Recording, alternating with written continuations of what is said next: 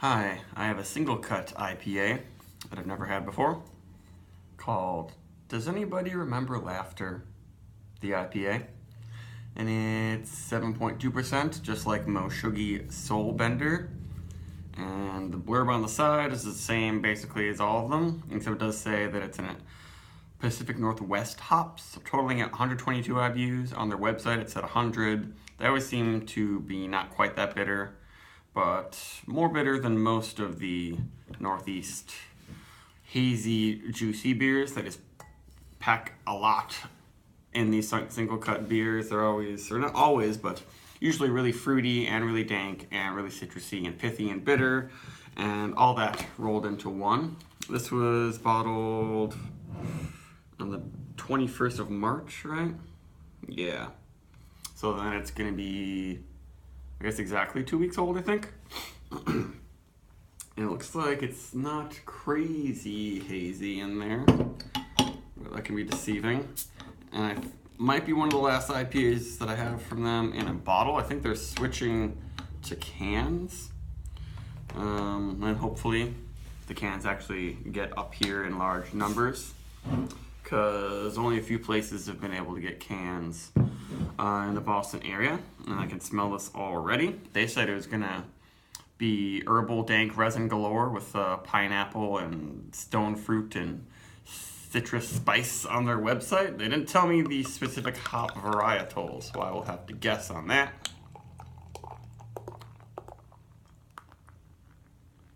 And it looks nice. They always have really great head and retention on their beers.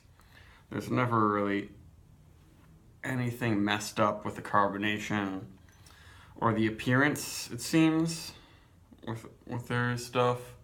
And it's just a good amount of carbon. Maybe medium carbonation, maybe medium high.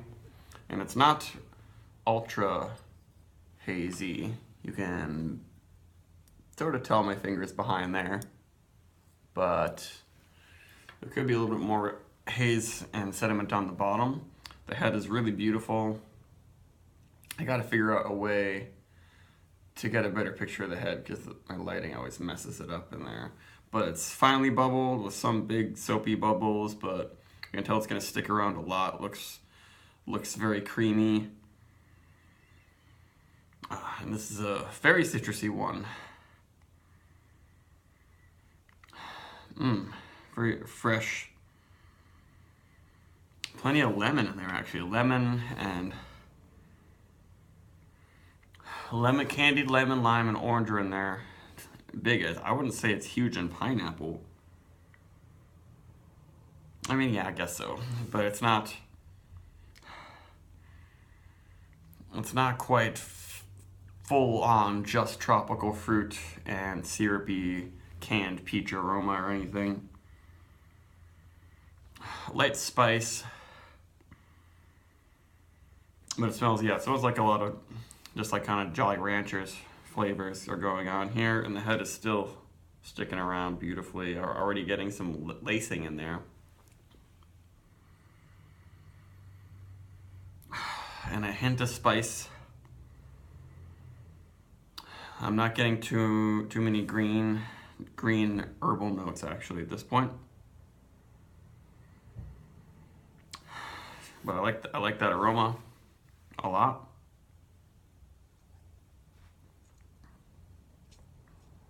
And like most of their beers, it smacks you with extra spice and bitterness in the flavor after a very fruity aroma. That's pretty nice. Touch of pine. Maybe, I wonder if there's like El Dorado in here.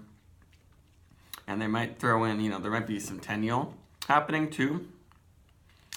Some other sea hops going on. Plenty of orange.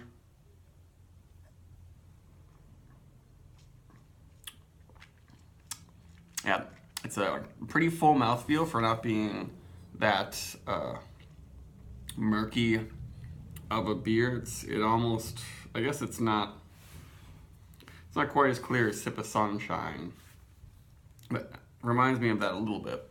if I had let this sit in my fridge for like a month, and all the yeast would have fallen. This would probably look like that. It's a little bit, it's definitely darker than Trillium and some other single cut beers.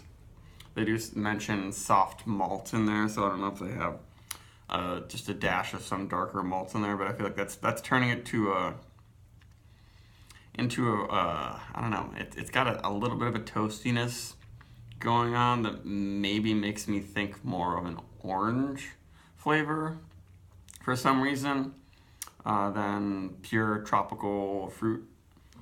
And I'm not really getting a lot of berry elements exactly. Maybe it's slightly melony, but I think it's mostly citrusy.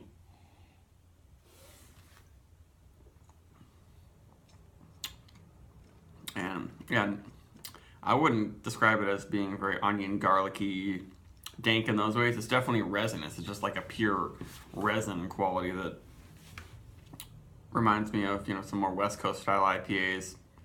It's yeah, bitterness is right on the edge of being too much for me. Not too sweet either. It's and the yeast seems cleaner. It's very different than Trillium, I would say.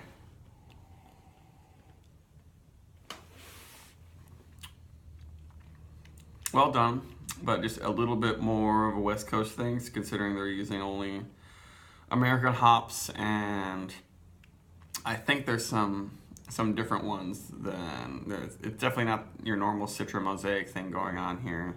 I'm pretty sure of that. I would notice the Mosaic peach and onion thing right off the bat.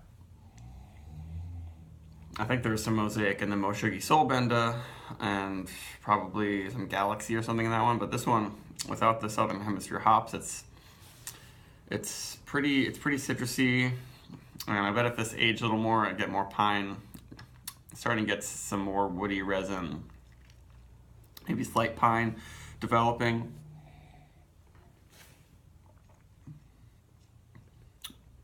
Yeah, it's not my favorite single cut. At least it's got lots of fruity notes. There's a couple of their beers I've had where they seemed just to be purely just herbal, dank, pithy qualities, and didn't have as much fresh fruitiness. This one's got that on the nose, but then on the flavor, it's a little too pithy and peppery and bitter for my tastes. But a pretty good beer if you aren't into the more sweet, tropical, syrupy IPAs, but you still like the Northeast style. This would be up your alley for sure. If you want something a little bit more West Coast in its bitterness and the flavor profile. People like to say flavor profile. You could just say flavor.